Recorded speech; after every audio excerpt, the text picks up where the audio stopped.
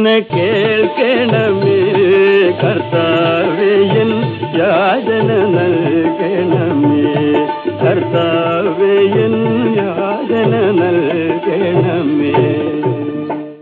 Hallelujah. കർത്താവ് നമുക്ക് ഇന്ന് അവൻ്റെ സന്നിധിയിൽ വന്നിരിക്കാനും അത് തന്നെ ഒരു വലിയൊരു ഭാഗ്യമാണ്. അവൻ്റെ സന്നിധിയിൽ വന്നിരിക്കുക, അതേപോലെ അതിൽ കൂടുതൽ ഭാഗ്യമാണ് അവൻ്റെ വായിൽ നിന്ന് നമ്മൾ വല്ലതും കേൾക്കുക എന്ന് പറയുന്നത്. ഞാൻ പലപ്പോഴും ഓർപ്പിക്കാറുള്ളൊരു കാര്യമുണ്ട്, നമ്മൾ കർത്താവിനോട് ഒത്തിരി സംസാരിക്കുന്നുണ്ട്. നമ്മൾ പ്രാർത്ഥിക്കുമ്പോൾ നമ്മൾ കർത്താവിനോട് സംസാരിക്കുകയാണ്, നല്ല കാര്യമാണ്, അത്യാവശ്യമുള്ള കാര്യമാണ്. നമ്മൾ പാട്ട് പാടുമ്പോഴും ശരിക്കും പറഞ്ഞാൽ നമ്മൾ കർത്താവിനോട് സംസാരിക്കുകയാണ്. എന്നാൽ എപ്പോഴാണ് ദൈവം നമ്മളോട് സംസാരിക്കുന്നത്? നമുക്ക് പലപ്പോഴും ഉള്ള പ്രശ്നം, നമ്മൾ ദൈവത്തോട് ഒത്തിരി സംസാരിക്കുന്നുണ്ട്, പക്ഷേ ദൈവം നമ്മളോട് സംസാരിക്കാനായിട്ട് നമ്മൾ സമയം വേണ്ടത്ര കൊടുക്കുന്നില്ല. അത് അത്ര നല്ല കാര്യമാണോ എന്ന് നമ്മൾ ആലോചിക്കണം. നമുക്ക് മാനുഷികമായി പറഞ്ഞാൽ പോലും നമ്മളടുത്ത് ഒരാൾ വന്ന് 1 മണിക്കൂർ ഇരുന്നു, 59 മിനിറ്റും അദ്ദേഹം നമ്മളോട് സംസാരിക്കുകയും നമ്മൾ എന്തെങ്കിലും പറയാൻ തുടങ്ങും, നിർത്തുക ഞാൻ പറയാം എന്ന് പറയുകയും കൂടെ ചെയ്തു കഴിഞ്ഞാൽ അയാളോട് നമുക്ക് ഭയങ്കര സ്നേഹമൊന്നും ആയിരിക്കത്തില്ലല്ലോ, ആണോ? അല്ല. നമുക്കെപ്പോഴും എന്താഗ്രഹമുണ്ട്? നമ്മൾ പറയുന്നത് അവർ കേൾക്കണമെന്ന്. നമുക്കങ്ങനെ ഉണ്ടെങ്കിൽ ദൈവത്തിന് എത്രമാത്രം കാണും. കർത്താവ് നമ്മളോട് പറയുന്നത് നമ്മൾ കേൾക്കാനായിട്ട് സമയം ചെലവഴിക്കണം. ശരിക്കും ദൈവവചനം സംസാരിക്കുമ്പോഴാണ്, ദൈവവചനം കേൾക്കുമ്പോഴാണ്, ദൈവവചനം വായിക്കുമ്പോഴാണ്, ദൈവവചനം പഠിക്കുമ്പോഴാണ് ദൈവം നമ്മളോട് സംസാരിക്കുന്നത്. നമ്മൾ ദൈവത്തോട് സംസാരിക്കണം, അത് അത്യാവശ്യമാണ്. നമ്മൾ 1.5 മണിക്കൂർ സംസാരിച്ചാലും തിരിച്ചൊന്നും മിണ്ടാത്ത ഒരു കൊച്ചിനോട് നമുക്ക് ഒന്നീ കൊച്ചിന് എന്തെങ്കിലും പ്രശ്നമുണ്ടെന്ന് നമ്മൾ ചിന്തിക്കും, അല്ലേ? അങ്ങനെ ആയിരിക്കും ചിന്തിക്കുന്നത്. എന്നാൽ സംസാരിക്കാൻ സമ്മതിക്കാതിരിക്കുന്ന ഒരു വ്യക്തിയും അതല്ല. നമ്മൾ ബാലൻസ്ഡ് ആയിരിക്കണമെന്ന് പറയുമ്പോൾ തന്നെ കൂടുതൽ സമയം ദൈവം നമ്മളോട് സംസാരിക്കാനാണ് കൊടുക്കേണ്ടത്. യാക്കോബൻ ലേഖനത്തിൽ പറയുന്നത്, നിങ്ങൾ കേൾപ്പാൻ വേഗതയുള്ളവരും പറവാൻ താമസവും കോപത്തിന് താമസമുള്ളവരായിരിക്കും. അവിടെ പറയുന്ന ആ വേദഭാഗം ശരിക്കും ദൈവവചന കേൾവിയെക്കുറിച്ചാണ്. അതിൻ്റെ താഴോട്ടുള്ള ഭാഗങ്ങൾ വായിക്കുമ്പോൾ ആ ഉൾനട്ടതുമായ വചനം സൗമ്യതയോടെ കൈക്കൊള്ളുവിൻ എന്ന് പറയുന്ന ഭാഗത്താണത് പറയുന്നത്. അതായത് അവിടെ കൃത്യമായിട്ട് ദൈവം നമ്മളോട് ആവശ്യപ്പെടുന്നത്, ദൈവം പറയുന്നത് കേൾക്കാൻ നമ്മൾ കൂടുതൽ സമയം ചെലവഴിക്കണമെന്നാണ്. നമ്മൾ 1 മണിക്കൂർ പ്രാർത്ഥിക്കുകയാണെങ്കിൽ 2 മണിക്കൂറെങ്കിലും ദൈവവചനം വായിക്കണമെന്നാണ് എൻ്റെ ചിന്ത. നമ്മൾ കൂടുതൽ പ്രാർത്ഥിക്കാൻ ചിലപ്പോൾ ആലോചിച്ചിട്ടുണ്ട്. ഈ സഭകളിലൊക്കെ എല്ലാവരും പറയും പ്രാർത്ഥിക്കണം, നല്ല കാര്യമാണ്.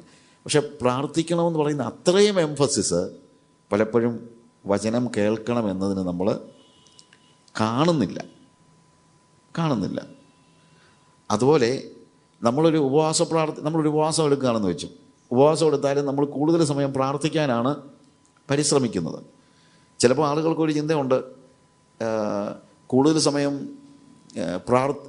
സമയം വേദോസം വായിച്ചു പോയല്ലോ എന്നുള്ള. അതായത്, ബ്രദറെ ഇന്ന് കംപ്ലീറ്റ് ഇരുന്ന് വേദോസം വായിക്കാമായിരുന്നു, പ്രാർത്ഥിക്കാൻ പറ്റിയില്ല കേട്ടോ എന്നും പറയുന്നവരുണ്ട്. അതായത് ഇത്രയേ ഉള്ളൂ, നമുക്കൊരു മനസ്സംതൃപ്തി ഉണ്ടാകണമെങ്കിൽ പലപ്പോഴും നമ്മൾ സംസാരിച്ചാലേ വരത്തുള്ളൂ. പക്ഷേ കർത്താവിൽ നിന്ന് കേൾക്കുന്നത് എത്രയോ അനുഗ്രഹകരമായ ഒരു കാര്യമാണ്. ഞാൻ ഈ കഴിഞ്ഞ ദിവസം ഒരു വ്യക്തി ഒരു പ്രയർ മീറ്റിങ്ങിന് അറ്റൻഡ് ചെയ്ത കാര്യത്തെക്കുറിച്ച് പറയായിരുന്നു. എന്നോട് ഇങ്ങനെ സംസാരിച്ച കൂട്ടത്തിൽ അദ്ദേഹം പറഞ്ഞു, എന്തോ പറയാനാ, പ്രാർത്ഥനാ യോഗമെന്നാണ് പേരിട്ടത്. പക്ഷേ ഓരോരുത്തർ വന്ന് ബൈബിൾ ക്ലാസ് അങ്ങ് എടുക്കുക. അവിടെ വന്ന് ആദ്യം ഒരാൾ പ്രസംഗിച്ചു, രണ്ടാമതൊരാൾ പ്രസംഗിച്ചു, മൂന്നാമതൊരാൾ പ്രസംഗിച്ചു. എല്ലാം കഴിഞ്ഞിട്ട് ഇനി നമുക്ക് പ്രാർത്ഥിക്കാം എന്ന് പറഞ്ഞ് ഞങ്ങൾ പറഞ്ഞപ്പോഴത്തേക്ക് ഒരാൾ അവിടെ നിന്ന് ചോദിക്കുമോ, അയ്യോ അപ്പോൾ ഇനി ദൈവവചന ശുശ്രൂഷ ഇല്ലേ? അദ്ദേഹം ആ ചോദിച്ച ആൾ പറഞ്ഞത് അത്രയും നേരം അദ്ദേഹം എന്ത് ചെയ്യായിരുന്നു? ദൈവവചനം എൻജോയ് ചെയ്യായിരുന്നു. അപ്പോൾ ഇനിയിപ്പോൾ പ്രാർത്ഥനയ്ക്കാണ് നമ്മുടെ സമയം, ഇനിയിപ്പോൾ ദൈവവചന ശുശ്രൂഷയ്ക്കില്ല, ദൈവവചന ശുശ്രൂഷയ്ക്കല്ല എന്ന് പറഞ്ഞു കഴിഞ്ഞപ്പോഴത്തേക്ക് അവർക്ക് വീണ്ടും ദൈവവചനം കേൾക്കാനുള്ള ആഗ്രഹത്തോടെ ആ വ്യക്തി ചോദിച്ചത്. ഞാൻ പറഞ്ഞ മനസ്സിലായോ? പക്ഷെ എന്നോട് പറഞ്ഞ ആൾ പറഞ്ഞു, ഇതാ ഇവിടുത്തെ പ്രശ്നം, ആർക്കും പ്രാർത്ഥിക്കണ്ട, എല്ലാവർക്കും വചനം കേട്ടാൽ മതി. എന്നോട് പറഞ്ഞ ആൾ പറഞ്ഞ ഇതാണ്, ആർക്കും പ്രാർത്ഥിക്കണ്ട, എല്ലാവർക്കും വചനം കേട്ടാൽ മതി. അപ്പം എനിക്കൊരു വലിയ അത്ഭുതം തന്നെ തോന്നി, അങ്ങനെ പറഞ്ഞ ഒരാളെങ്കിലും ഉണ്ടായല്ലോ എന്ന്. ഏതാ ഏറ്റവും കുറഞ്ഞത് വചനം കേൾക്കാൻ അത്രയും താല്പര്യമുള്ള ഒരാളെങ്കിലും ഉണ്ടായല്ലോ. ഞാൻ അദ്ദേഹത്തോട് പറഞ്ഞു, മോനെ നീ ഒരു കാര്യം മനസ്സിലാക്കണം, നിങ്ങൾ വചനം പ്രസംഗിച്ചുകൊണ്ടിരുന്ന സമയത്തെല്ലാം ആ മനുഷ്യൻ പ്രാർത്ഥിച്ചുകൊണ്ടിരിക്കുകയായിരുന്നു. എപ്പോഴാണ് നമ്മൾ പ്രാർത്ഥിക്കുന്നത്? പ്രാർത്ഥിക്കുന്നത് ദൈവവചനം കേൾക്കുമ്പോൾ തന്നെ നമ്മൾ എന്ത് ചെയ്യുകയാണ്? പ്രാർത്ഥിക്കുകയാണ്. അത് നമ്മൾ മനസ്സിലാക്കണം. ദൈവവചനം കേൾക്കുമ്പോൾ, ഇപ്പം നമ്മളിപ്പം ഇവിടെ നമ്മൾ ദൈവത്തിൻ്റെ വചനത്തിൽ നിന്ന് കർത്താവ് പറയുകയാണ്, കർത്താവിൻ്റെ ആകയാൽ നിങ്ങൾ, അല്ലെങ്കിൽ നമ്മൾ 1 യോഹന്നാൻ 3:16 നമ്മൾ വായിക്കുകയാണ്. അങ്ങനെ വായിച്ചുകൊണ്ട് വരുമ്പോഴത്തേക്ക് അവൻ നമുക്ക് വേണ്ടി നമ്മുടെ പ്രാണനെ വെച്ച് തന്നു. അവൻ നമ്മുടെ പ്രാണനെ വെച്ച് തന്നുവെങ്കിൽ നമ്മളും നമ്മുടെ സഹോദരന്മാർക്ക് വേണ്ടി പ്രാണനെ വെച്ചു കൊടുക്കേണ്ടതാകുന്നു എന്ന് ദൈവവചനം നിങ്ങൾ കേൾക്കുന്നു. കേൾക്കുമ്പം നാച്ചുറലി നമുക്ക് എല്ലാവർക്കും മനസ്സിൽ തോന്നത്തില്ല, എൻ്റെ ദൈവമേ, ഞാൻ അതിനൊക്കെ തയ്യാറാണോ? ഞാൻ പ്രാണനെ വെച്ചു കൊടുക്കുമോ? കർത്താവേ സഹായിക്കണേ, എനിക്കും അങ്ങനെ ജീവിക്കാൻ സഹായിക്കണേ എന്ന് പ്രാർത്ഥിക്കത്തില്ലയോ? നമ്മൾ പ്രാർത്ഥിക്കുമല്ലോ. അതെന്നാ ദൈവം കേൾക്കത്തില്ലയോ? ഓ, നീ മുട്ടുമേ നിൽക്കാത്തതുകൊണ്ട് എന്ന് വല്ലതും ദൈവം പറയുമോ? ഇല്ല. വചനം കേൾക്കുമ്പോഴാണ് ശരിക്കും നമുക്ക് എന്ത് ചെയ്യാൻ പറ്റുന്നത്? കൃത്യമായിട്ട് പ്രാർത്ഥിക്കാൻ പറ്റുന്നത്. കാര്യം കറക്റ്റ് ദൈവം പറയുന്നതിൻ്റെ പ്രാർത്ഥന എന്താണ്? ദൈവത്തോട് സംസാരിക്കുകയാണ്. ദൈവത്തോട് സംസാരിക്കാൻ നമുക്ക് പറ്റുന്നത് ദൈവം സംസാരിച്ചുകൊണ്ടിരിക്കുമ്പോഴാണല്ലോ നമുക്ക് ദൈവത്തോട് അങ്ങോട്ട് സംസാരിക്കാൻ കൂടുതൽ കഴിയുന്നത്, ഇല്ലേ? അപ്പം അതുകൊണ്ട് വചനം കേൾക്കുമ്പോഴും നിങ്ങൾ പ്രാർത്ഥിച്ചുകൊണ്ടിരിക്കണം. ഞാൻ പറഞ്ഞത്, ഇവിടെ നിങ്ങൾ വചനം കേൾക്കുമ്പോഴും ദൈവവചനം വായിക്കുമ്പോഴും, നമ്മൾ വേദോസം വായിക്കുന്നു, രാവിലെ നമ്മൾ വേദോസം ഒരു 1, 2, 5 ചാപ്റ്റർ നമ്മൾ വായിക്കുന്നു വെച്ചോ. ആ വായിച്ചുകൊണ്ടിരിക്കുമ്പോഴത്തേക്ക് നമ്മൾ പ്രാർത്ഥിക്കത്തില്ലേ? പ്രാർത്ഥിക്കണം. പ്രാർത്ഥിക്കത്തില്ലെങ്കിൽ നിങ്ങളുടെ വചന വായന കൊണ്ട് തന്നെ പ്രയോജനമില്ല. കാര്യം അത് നിങ്ങൾ വൺ വേ ആണ്. പ്രാർത്ഥന എന്ന് പറയുന്നത് അങ്ങോട്ട് മാത്രമാകരുത്, ഇങ്ങോട്ട് മാത്രവും ആകരുത്. പലപ്പോഴും പ്രാർത്ഥന വൺ വേ ആണ്. പക്ഷേ അതെന്താണ്? നമ്മുടെ സ്പീച്ച് അങ്ങോട്ട് പോകുന്നതേ ഉള്ളൂ, അവിടെ നിന്നുള്ളത് ഇങ്ങോട്ട് കേൾക്കുന്നില്ല. തിരിച്ചുകൊണ്ട് ദൈവം സംസാരിക്കുമ്പോൾ എന്ത് വേണം? നിങ്ങളത് കേൾക്കുകയും ദൈവത്തോട് സംസാരിക്കുകയും വേണം, ഇല്ലേ? അത് നമ്മൾ പ്രാക്ടീസ് ചെയ്യണം നമ്മുടെ ജീവിതത്തിൽ. ഞാൻ പ്രായോഗികമായ ചില കാര്യങ്ങൾ പറഞ്ഞതാണ്. അതുകൊണ്ട് പ്രായോഗികമായി ദൈവത്തിൻ്റെ വചനം നമ്മൾ ഇങ്ങോട്ട് കേൾക്കുകയും അതേസമയം തന്നെ നമ്മൾ അങ്ങോട്ട് സംസാരിക്കുകയും വേണം. അതാണ് കൃത്യമായി ഉള്ള കമ്മ്യൂണിക്കേഷൻ എന്ന് പറയുന്നത്. കമ്മ്യൂണിക്കേഷൻ എന്ന് പറഞ്ഞാൽ എന്താ? 2 പേര് തമ്മിൽ അങ്ങോട്ടും ഇങ്ങോട്ടും സംസാരിക്കുമ്പോഴല്ലേ കമ്മ്യൂണിക്കേഷൻ നടക്കുന്നുള്ളൂ, ഇല്ലേ? അതാണല്ലോ യഥാർത്ഥത്തിലുള്ള കമ്മ്യൂണിക്കേഷൻ, ഇല്ലേ?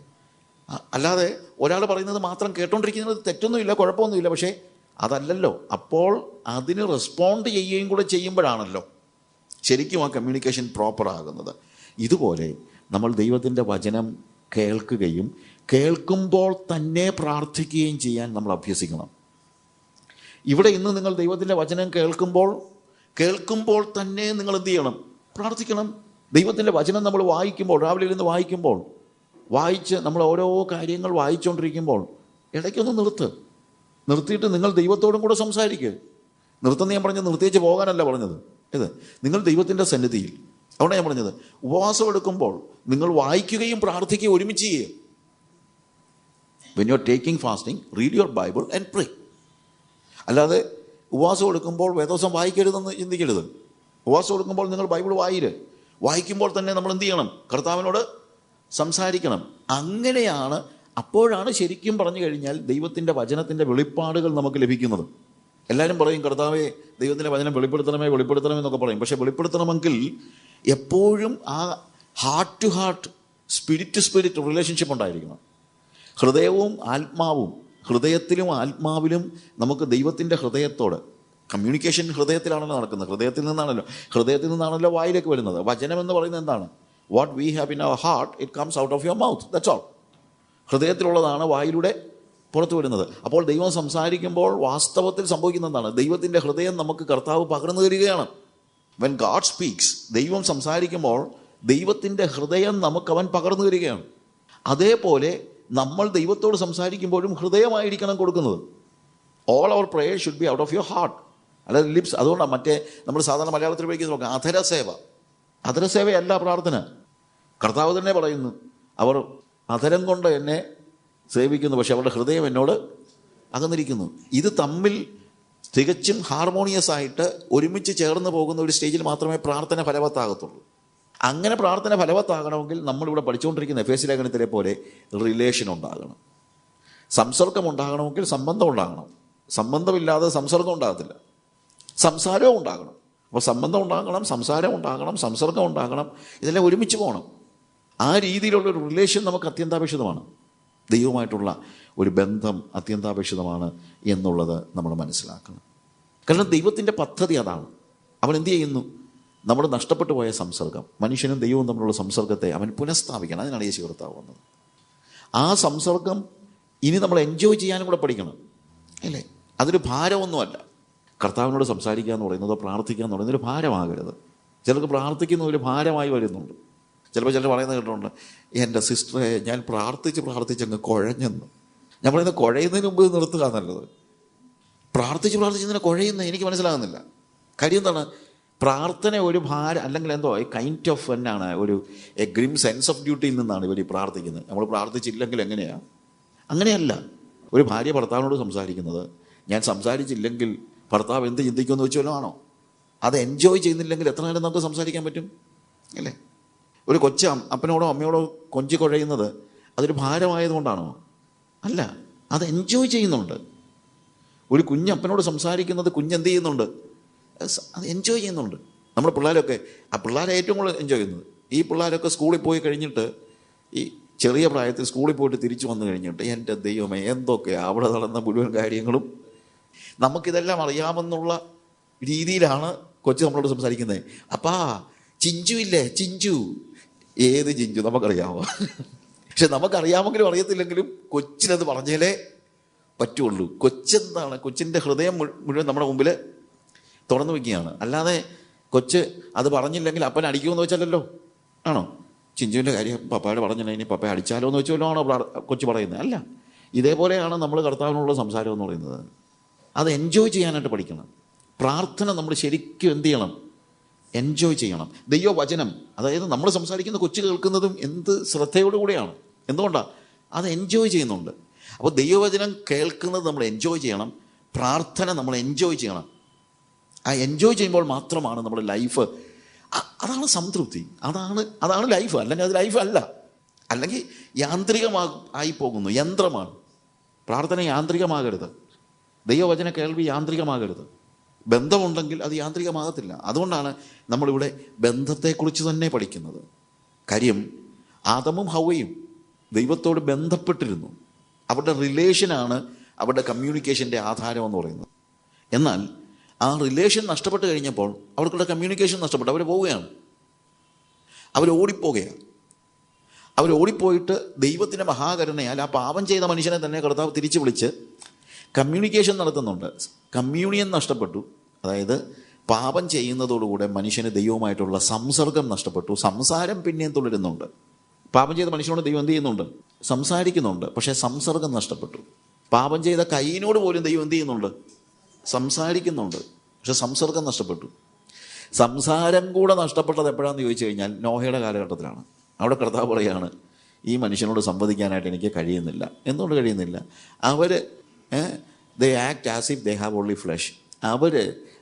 അവൻ ജഡമല്ലോ എന്നൊറ്റ വാക്കാണ് ഉപയോഗിച്ചിരിക്കുന്നത്. പക്ഷെ അവിടുത്തെ അർത്ഥം ഇതാണ്, അവനാകെപ്പാടെ ജഡം മാത്രമേ ഉള്ളവനെ പോലെയാണ് അവൻ ഇടപെടുന്നത്. അവൻ ആത്മാവിൻ്റെ വാതിലുകളൊന്നും എൻ്റെ നേരെ തുറന്നു തരുന്നില്ല. ആത്മാവിൻ്റെ വാതിലുകൾ അവന് നേരെ തുറന്നു കൊടുത്തില്ല. കാര്യം ദൈവം എപ്പോഴും സംസാരിക്കുന്നത് നമ്മുടെ സ്പിരിറ്റിനോടാണ്. ദൈവം ആത്മാവാകുന്നു. അവൻ നമ്മളോട് സംസാരിക്കുന്നതും എവിടെയാണ്? ആത്മാവിലാണ്. ആത്മാവിലുള്ള അവൻ്റെ സംസാരം കേൾക്കുകയാണ് ഏറ്റവും വലിയ അത്യാവശ്യം. ചിലപ്പോൾ ആളുകൾ പറയും, ബ്രദറെ ശബ്ദം വല്ലതും കേട്ടോ? ശബ്ദം വല്ലതും കേൾക്കുന്നത് എപ്പോഴാണെന്ന് ചോദിച്ചു കഴിഞ്ഞാൽ ആത്മാവ് തുറന്നു വെച്ചിരിക്കുക. അല്ലെങ്കിൽ ചിലപ്പം പെട്ടെന്ന് ദൈവം ശബ്ദം കേൾപ്പിക്കും.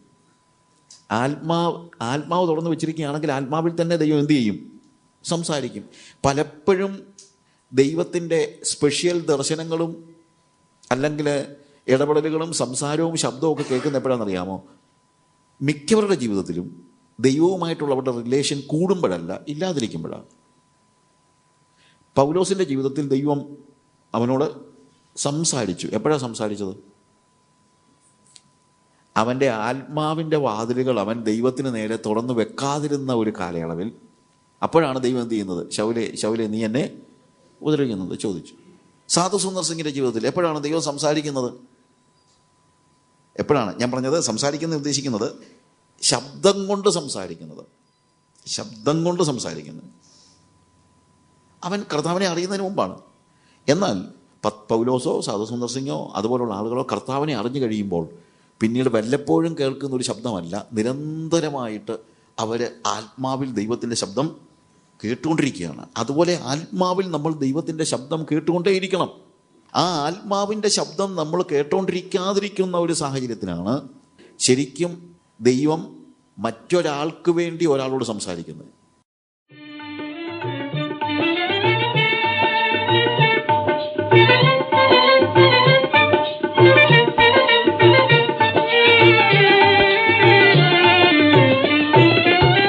പ്രാർത്ഥന കേൾക്കണമേ കർത്താവേ, എൻ യാചന നൽകണമേ. കർത്താവേ, എൻ യാചന നൽകണമേ. പുത്രന്റെ നാമത്തിൽ ചോദിക്കും കാര്യങ്ങൾ ഉത്തരം തന്നരുളാമെന്നുള്ളൊരു വാഗ്ദത്തം പോൽ ദയവായി, എന്നുള്ളൊരു വാഗ്ദത്തം പോൽ ദയവായി. താതനും മാതാവും നീ എനിക്കല്ലാതെ ഭൂതലം തന്നിലില്ലേ വേറാരുമൻ ആതങ്കം നീക്കിടുവാൻ, വേറാരുമൻ ആതങ്കം നീക്കിടുവാൻ. നിത്യതയിൽ നിന്നുള്ള അത്യന്ത സ്നേഹത്താൽ ശത്രുതയെ അകറ്റി എനിക്കു നീ പുത്രത്വം തന്നതിനാൽ, എനിക്കു നീ പുത്രത്വം തന്നതിനാൽ. പ്രാർത്ഥന കേൾക്കണമേ കർത്താവേ, എൻ യാചന നൽകണമേ.